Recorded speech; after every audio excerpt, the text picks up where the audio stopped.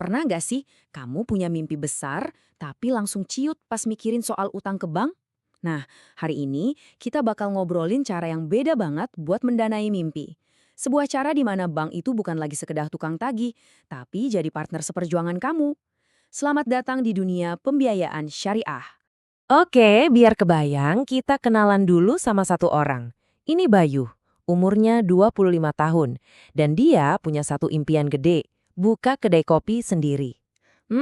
Sebuah mimpi yang kayaknya banyak dari kita juga punya kan? Tapi ya itu, ada satu tembok besar yang menghadang. Gimana caranya wujudin mimpi itu tanpa harus kejebak utang konvensional, tanpa pusing mikirin bunga yang jalan terus? Ini nih pertanyaan yang bikin banyak pengusaha muda kayak Bayu jadi galau. Nah, disinilah letak perbedaannya yang keren. Coba bayangin, gimana kalau bank itu perannya bukan lagi pemberi pinjaman, tapi justru jadi mitra bisnis kamu. Inilah ide inti di balik pembiayaan syariah. Oke, sekarang kita bedah dulu nih prinsip intinya. Perbankan tanpa bunga. Maksudnya apaan sih sebenarnya? Yuk kita lihat. Yuk kita sandingin langsung. Di kiri, bank konvensional. Hubungannya itu ya jelas, pinjam-meminjam dan basisnya bunga atau riba. Nah sekarang lihat yang kanan, bank syariah. Hubungannya itu kemitraan. Fokusnya, dan ini yang penting, adalah bagi hasil dan bagi risiko. Ini benar-benar ngubah cara kita mandang uang loh. Jadi, apa artinya bagi hasil dan risiko ini? Gini deh, simpelnya. Bank dan Bayu itu bakal sama-sama ngerasain untung ruginya bisnis. Kalau kedai kopinya untung, ya keuntungannya dibagi.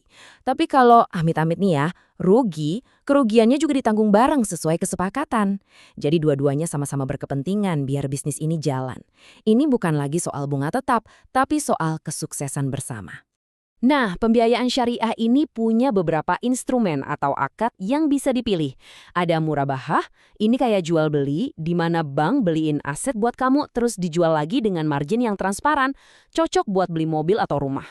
Ada juga musyarakah, ini kalau kamu dan bank mau patungan modal bareng. Nah, tapi lihat yang ini deh, mudarobah. Bank kasih modal 100%, kamu yang kerja keras ngurusin bisnisnya, nanti profitnya dibagi. Ini kan pas banget buat ngerintis usaha kayak kedai kopinya Bayu. Oke, kita balik lagi ke Bayu. Gimana sih perjalanannya dari sekedar ide sampai bisnisnya beneran berdiri? Inilah 7 langkah perjalanannya. Nah, ini dia nih peta perjalanannya. Kelihatannya banyak ya.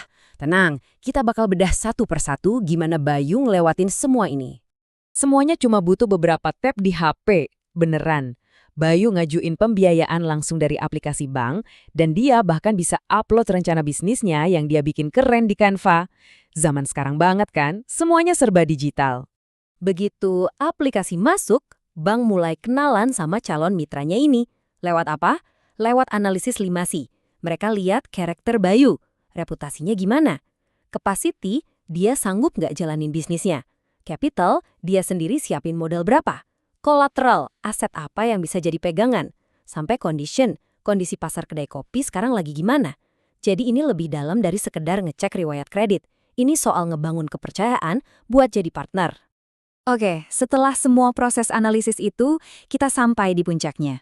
Dari aplikasi di ponsel sampai hari pembukaan kedai. Disinilah momen penentuannya. Seluruh komite pembiayaan lagi ngumpul, ngebahas rencananya Bayu, proyeksi keuangannya, semua analisisnya. Mimpi Bayu jadi nyata atau enggak, ya tergantung dari keputusan mereka. Dan jeng jeng jeng, disetujui 100 juta rupiah. Ini dia momen yang mengubah segalanya. Mimpi Bayu akhirnya dapat bahan bakar buat jadi kenyataan. Dan hasilnya gimana? Luar biasa. Baru sebulan buka loh kedai kopinya Bayu udah ngantongin keuntungan 15%.